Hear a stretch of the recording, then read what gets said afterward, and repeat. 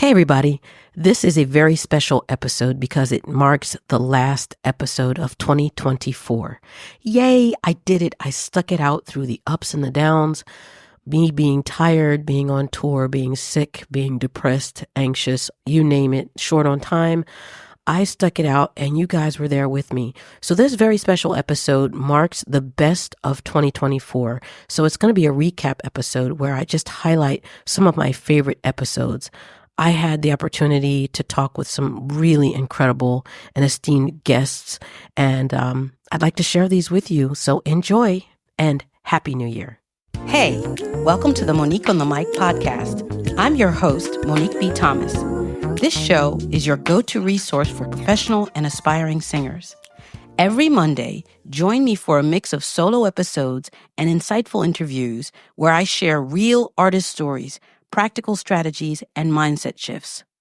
Whether you're just starting out or are already on your journey, you'll find the tools you need to transform your vocal path and feel supported.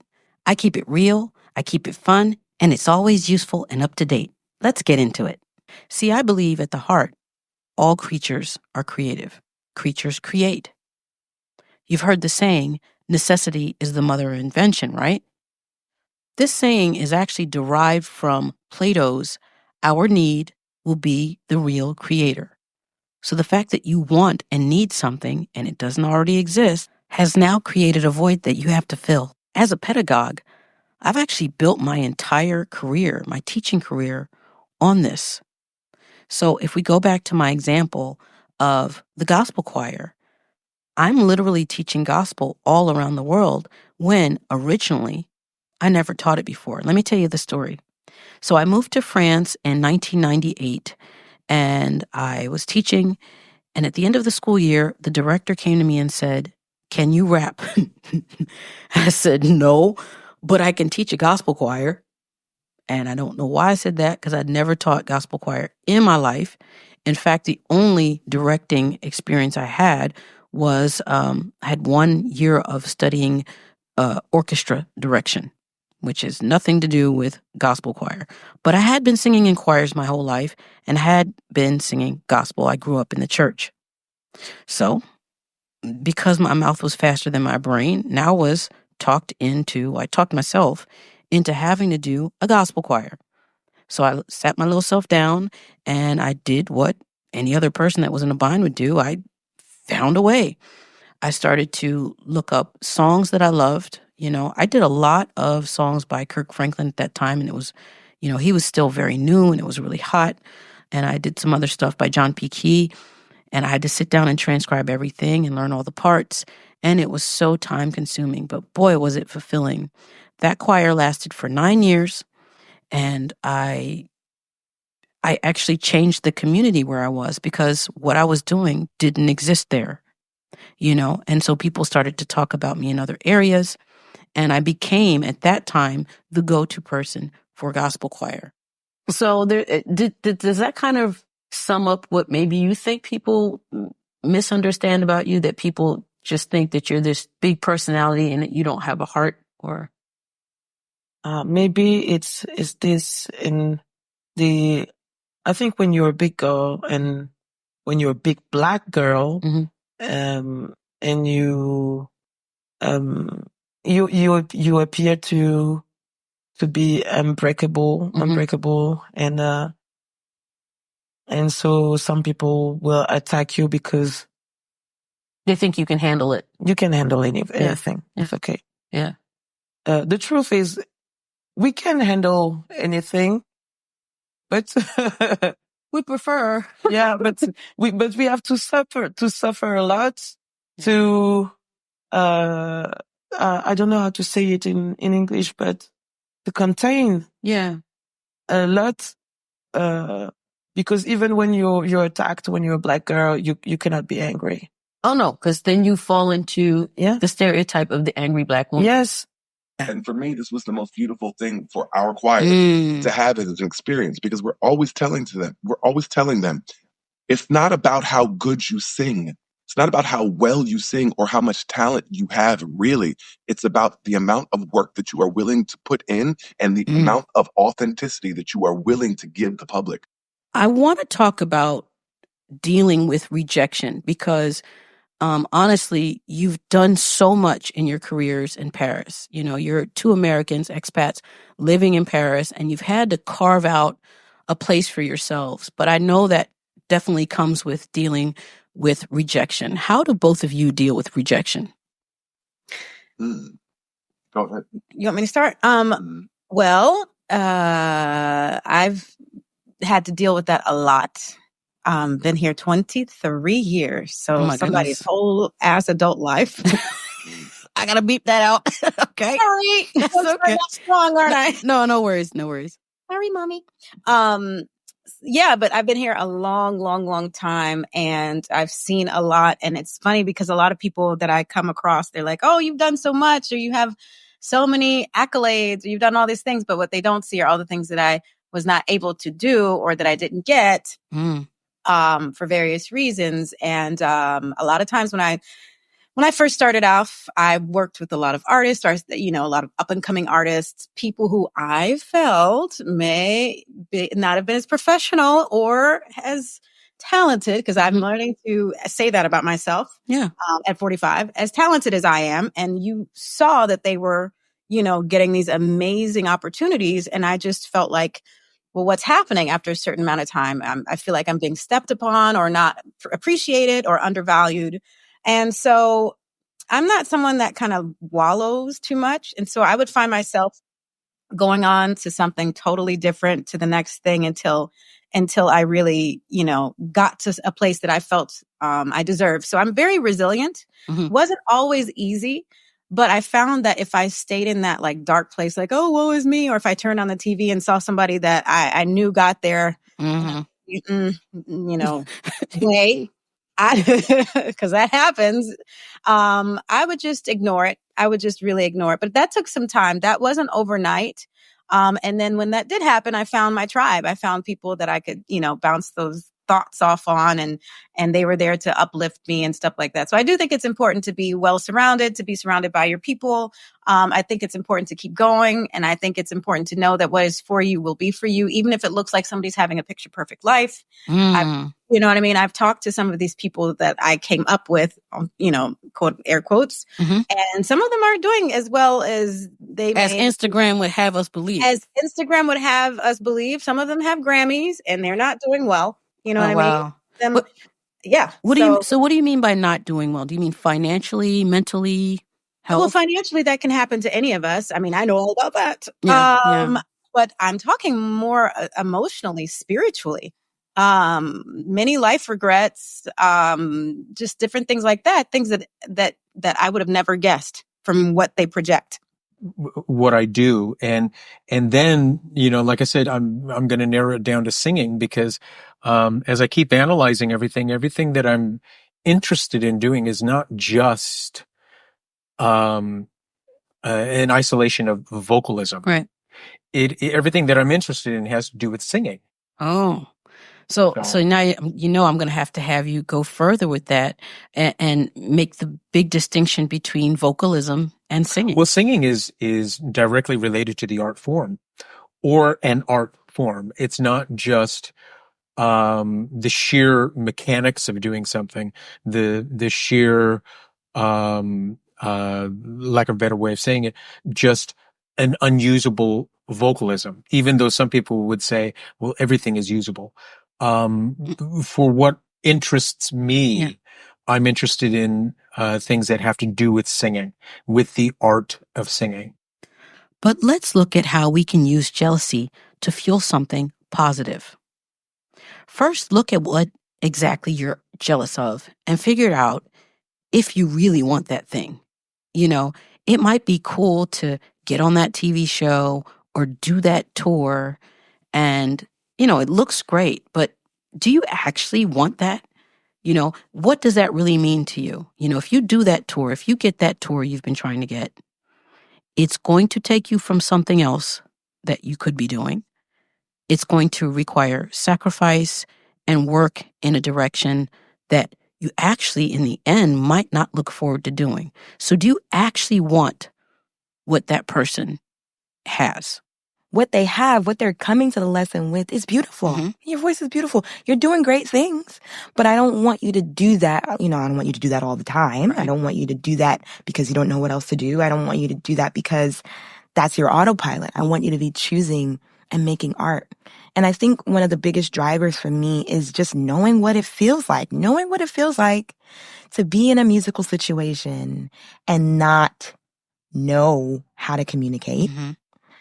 Being in a musical situation, not feeling prepared, not feeling like I can be the best version of myself on this microphone as I want to be. That's, I don't know. It's important to me.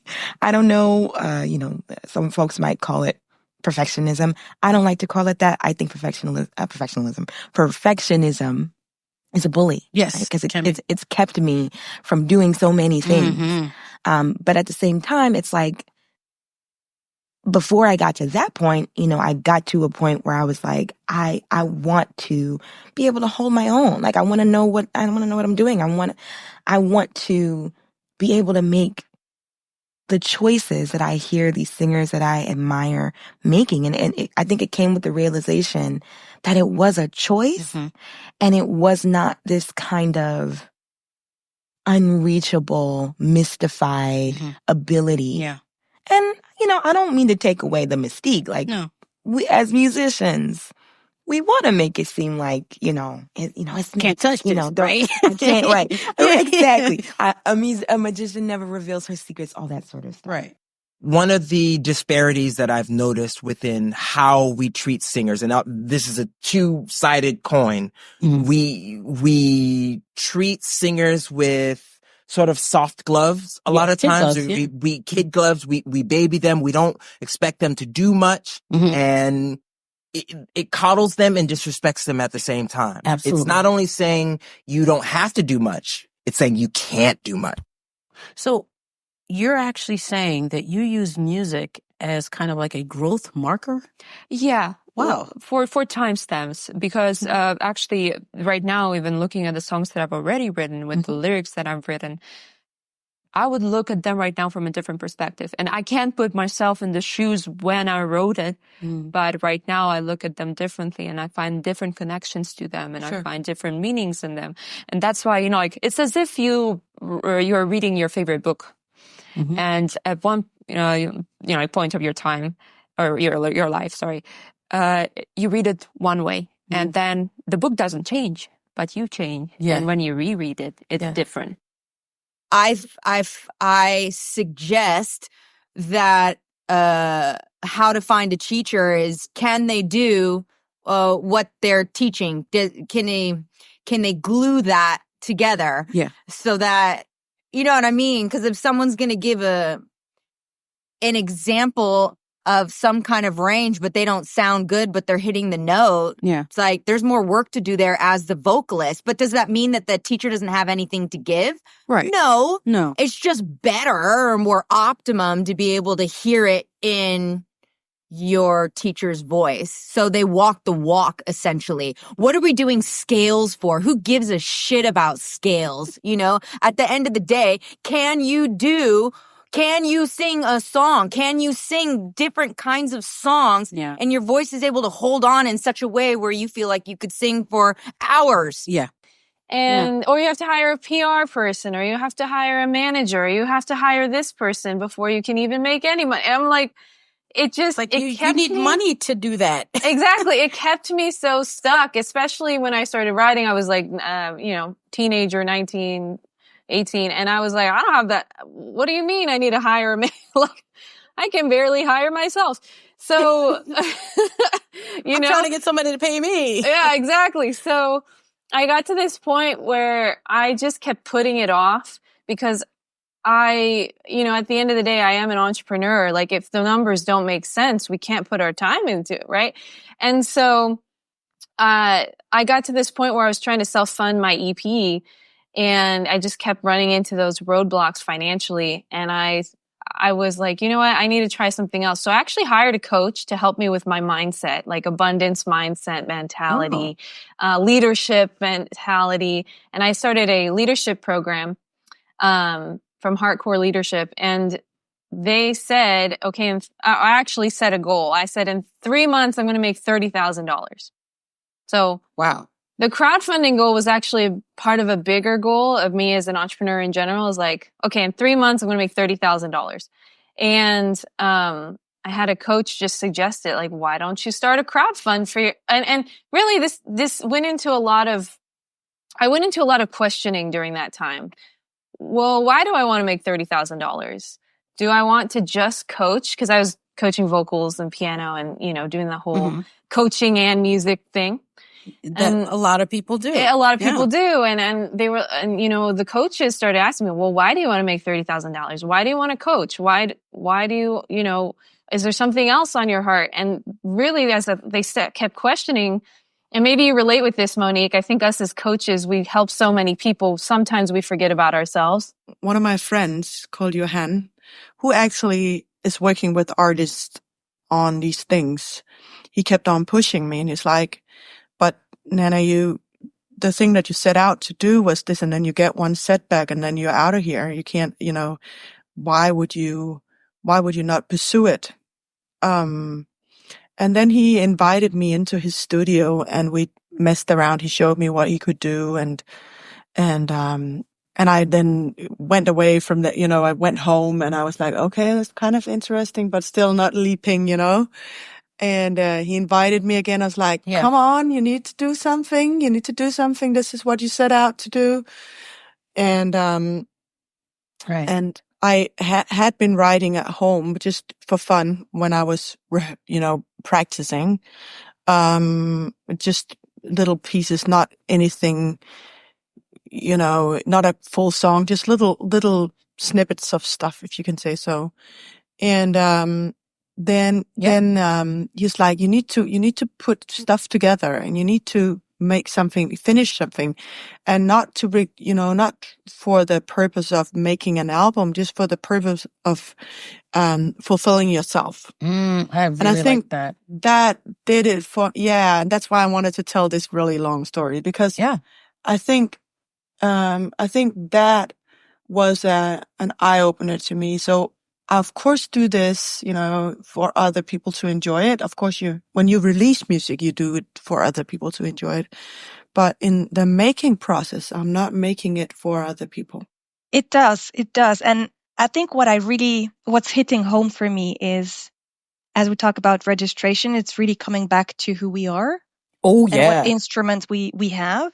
Mm-hmm. And that's like a lifetime journey anyway, coming back to yourself.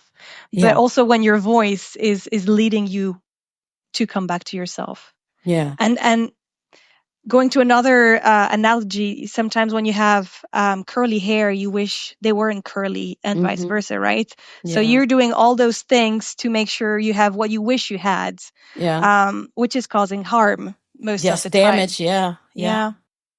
Now, let's talk about the things that you've learned from that experience of being on the show. Yes. So you've already touched base on one of the biggest things, which is giving yourself the permission. It's because like coming from an academic environment, and trying to figure out how do you have a career how do you have a music career? How do you have a career, where you can sustain yourself and you believe in, and you feel like it's something like when you lay your head down at night, like it's something you're very much proud of. Yeah. Which is like, that's a very important thing. And the first step is giving yourself permission, and showing up and knowing what you believe in, or at least being able to figure out what it is that you believe in. Because that's a thing too, is like, I think I stand for all these things until I get in that room and I'm like, the anxiety of this is kind of pushing me. Yeah. Yes. But so post AGT was like giving yourself that permission. And, that's where I feel like whoever your audience is, or whoever that community, whatever that community is that you build for yourself, that's the foundation of it. And you learn how to step out more, and I would say be authentic, with that, and people, they sense it, they pick up on it. And so post AGT has just been a lot of that for myself as a person. And then also for so far as like coaching other singers, like now I've seen that pattern for myself. Like I'm like, all right, this is a pattern to consider. What is it like if I sing this piece and I'm not thinking about all the ways the singers on TikTok or whoever have sung this? Right. Like, what if I step to this piece and trust the story that I'm piecing together, or the perspective that I bring, and like, and you can say like, hey, it's not going to fail you. I think you're going to be proud of doing that at the end of it. So, but yes, that's one of the biggest things, is giving yourself the permission and just like watching what unfolds right after that. So we got to know all about that, because that is it's mind-boggling. I mean, it's not mind-boggling that you can do it, but just that anybody can do it. Not you in particularly, because you speak so well, but just knowing somebody that's done it. That's just, it's such a great thing. So talk to me about that, because I think the story about how it came about is really interesting. Yes, it's a very interesting one. I always wanted to be able to speak at a TED or TEDx talk. And so I kept myself informed on the loop. And one day on my feed, I was on LinkedIn. On my feed, I see this opportunity that is open for Frankfurt. And I see that it's on my birthday. And I'm thinking, you'd be a fool never to apply. So let's do this. And although I always wanted to be on a talk like that, but I never knew exactly what I would talk about until I saw the opportunity. The topic just came into my head. I mean, for spiritual people, I'm sure God whispered it into me. And that's how it grew. I applied. And I made it through. And it was so special because the lineup was made up of some strong profiles. Like there was a diversity consultant, there was a chief operating officer, and there was an AI researcher. Oh, I'm there thinking, look at you, singer self in this lineup. Let's do this. Yeah. So it was great. It was great. And so the topic, by the way, was, so singing through trauma, unleashing the power of voice. And it was very important to me, to pull inspiration first and foremost from my life as a Black woman struggling through life, as a mother, as a singer, of course, but also as a vocal coach, seeing how what singing has done to actually people that I coach that don't even aim for singing careers. And I had so much content, I actually had to narrow it down. For the talk. It was a great experience. It is that each person must give themselves permission to sing. Now, that might seem strange, but I see it all the time.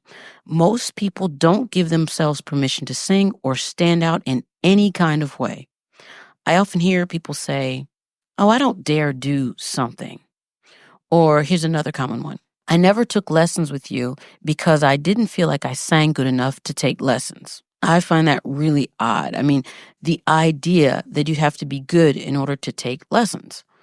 What is the point of taking lessons if you're already good and you know everything? But let's look at where this comes from. I find that most of the times this comes from someone's education and or even religion. It's, cultural, something learned from a young age. If you come from a family that is shy or extremely reserved, you'll most likely be shy and or reserved when it comes to making any type of noise, especially singing. Or it could be that your voice is actually naturally rather loud. And from your earliest memories, your parents or your family members or friends or even teachers told you to be quiet. So in order to fit in and make life easier for yourself, you gave in and you took away your permission to sing, not just around those people, but all of the time. Yeah. And you seem to be very, very clear about things. Have you always been that way? I think for the most part, I've always had a pretty firm understanding of who I was and what my boundaries were and what I would and would not accept. Certainly we've all had those moments of feeling like, I should have seen that coming, or I could have, set up some firmer boundaries there or whatever. But I think I've always been pretty good about trusting my inner voice when I make decisions and when I kind of set my sights on something. So yeah, clarity, although elusive from time to time, I think I've had for the most part. Yeah. And I'm wondering, would you say that this clarity and this, 'cause you talked earlier about the squirrel mind. Yeah. Would you call it curiosity? For sure. Yeah. Yeah. I'm one of those people like, oh, I want to learn how to make jewelry. And then I go and buy all the gear to make jewelry. And then I make jewelry for a few years. And then I still have all the gear piled up in a corner someplace. Or like, oh, I think I want to learn how to play a certain instrument. And then you go out and you buy one and you just, it's all of that kind of, ooh, that looks like fun. And then try it. And, so that's always been, it's, something that both makes me laugh and embarrasses me a little bit because I have a lot of unfinished projects in my life because I constantly get turned on by some kind of new learning. And then I'm like, okay, well, then I get over that and I leave it at the wayside. But you know what? I love that. First of all, I love it because I realize that I actually do have a sister from another mister in it. I have crocheting projects. Yeah. I have a huge bag of just all this crochet stuff and I was making earrings and I've got all this gear and all this other stuff. I've got all these books of things I want to read because I want to learn how to do it. Yep. And it's not done, But when I get, turned on by it, and I love that you said turned on and it doesn't mean anything sexual. It feels really passionate. I feel like this might be the next thing for me. And it is for a time. Just not necessarily all of the time. That is so exciting. And so I feel like, where I feel good is that, I'm an older mom. Mm-hmm. I didn't have kids until my 40s. So I had an incredible amount of time to do everything I want to do, to float around, to create, to live for myself. Right. And that is not the phase that I'm in now. Right. You know what I mean? And so I think maybe it's easier for me to reconcile myself to the phase that I'm in. Mm-hmm. But there are challenges, absolutely. And I think that we're all just looking for a balance, whatever that looks like for you. Mm-hmm. You know what I mean? The particularity is also that, I had my child and COVID happened, 2 weeks later, literally. So there was that. So, things naturally and unnaturally, because COVID was like, what is going on? Yeah. But things were already kind of taking a shift for me. And, so it's about how to kind of respond to that.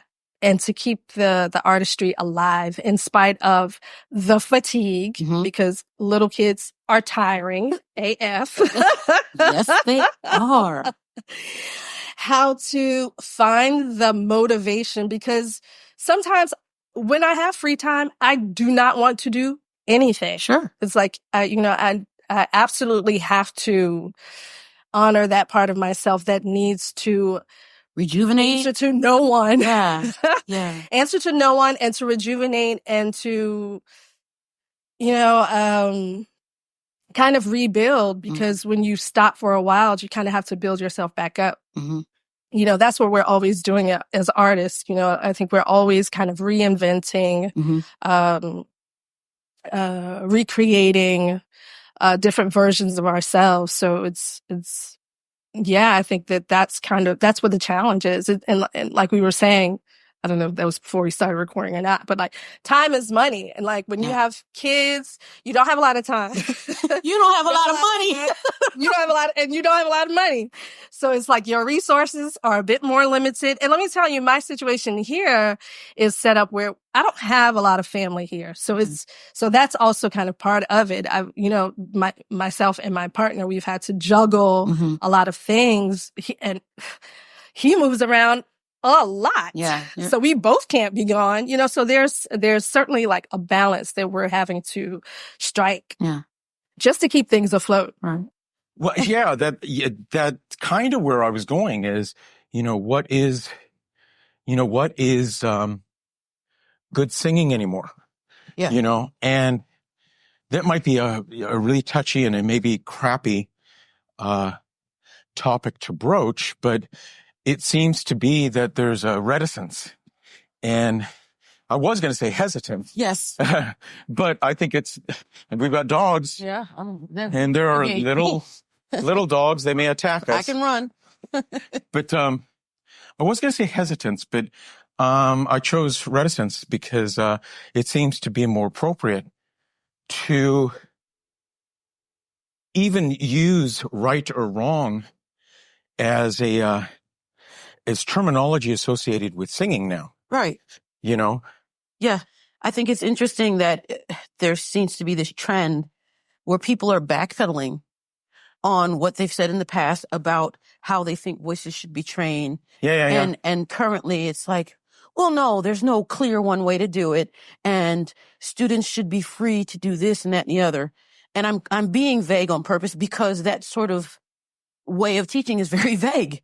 Oh, yeah. It's like they want students to have this ultimate freedom, but that freedom doesn't come without structure. Yeah. And also, I think, in the landscape of everything that's going on, the one thing that is common is the human structure. Mm-hmm. So the culture and the various forms of singing may have changed, Mm-hmm. but the structure of the human body has not. Has not. Yeah. So in the endeavor and the efforts to be as inclusive of every perspective and everything, does there come a point where all of a sudden you look at it and you say, you know what, there are no long-term studies that say this or that actually should be done long-term. All we have are studies that say you can do this, Mm-hmm. So what should you? Yeah. And,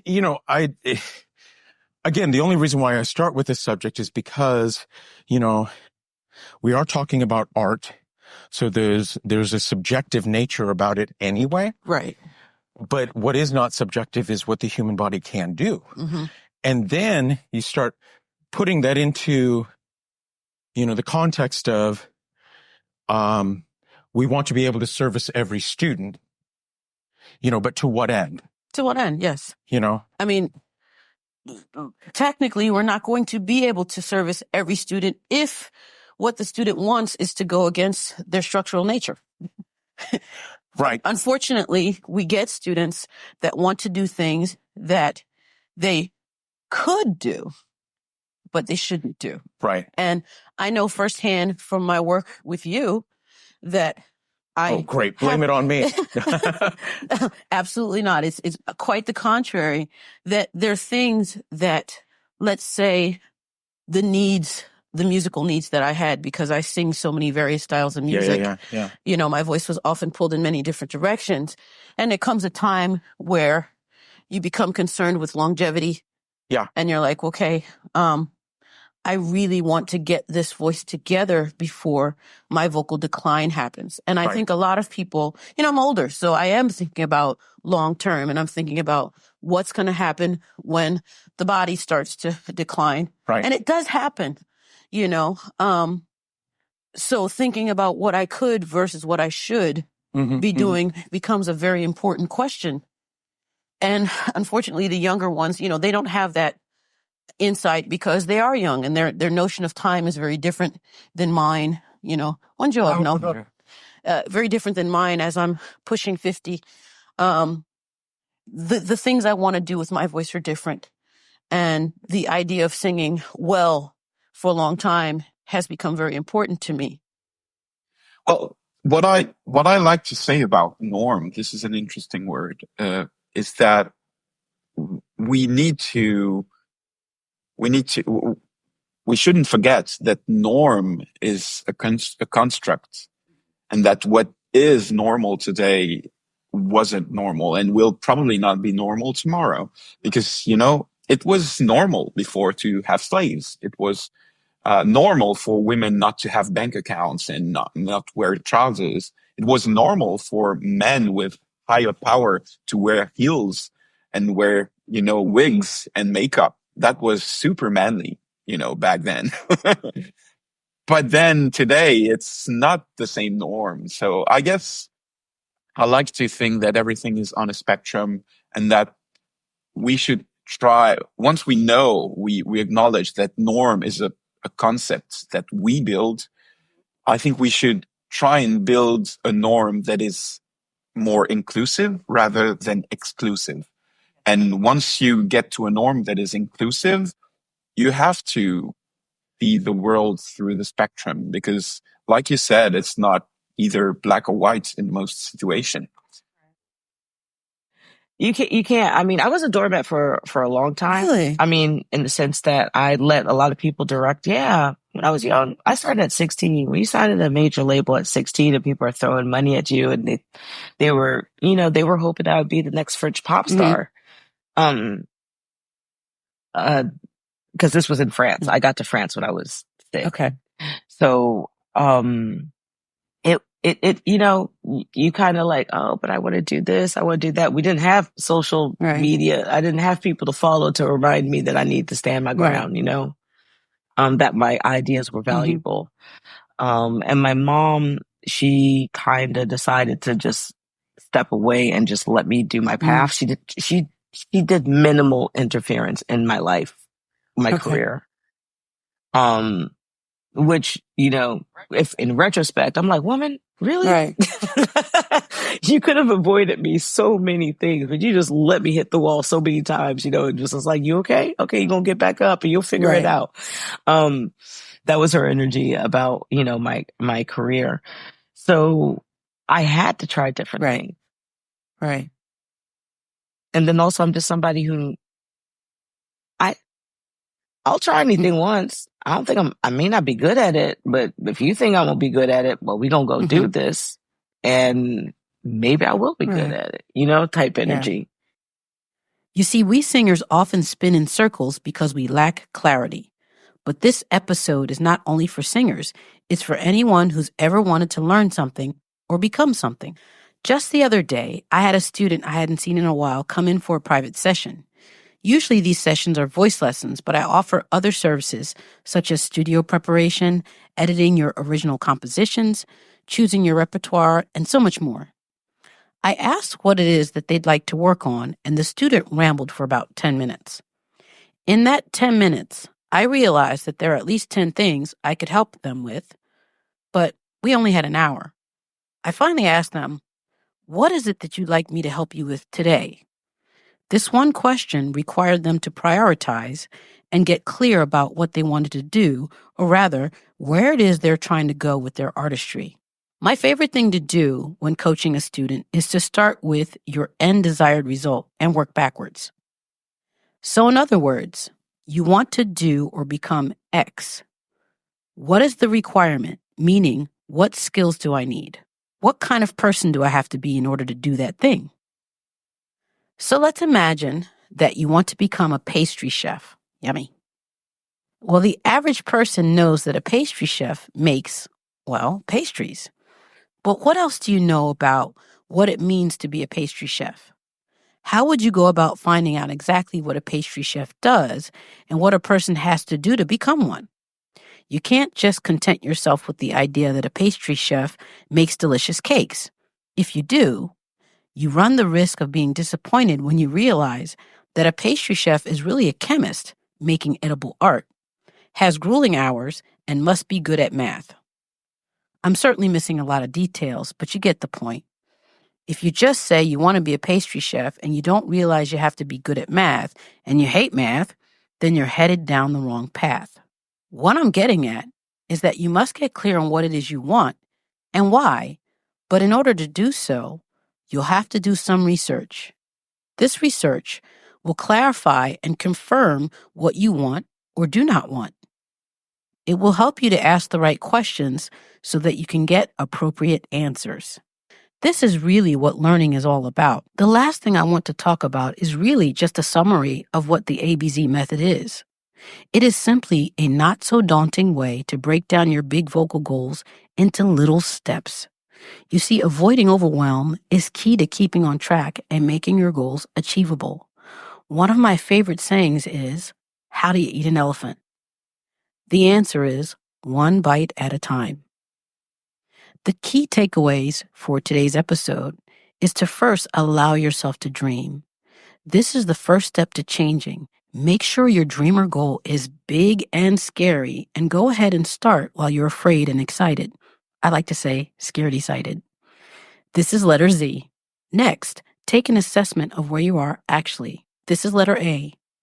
Once you know what your current situation is, it's time to roll up your sleeves and ask yourself, what is my next best step today? Keep that step small and doable and make sure it gets done. This is step B. If that one step feels too big, then break that down into several steps that you can accomplish over a few days if you need to. Another reason you want to keep these steps doable is so that you stay motivated. Each time you complete a task, reward yourself. Do not skip this step. Rewarding yourself for even the smallest of steps is part of positive reinforcement.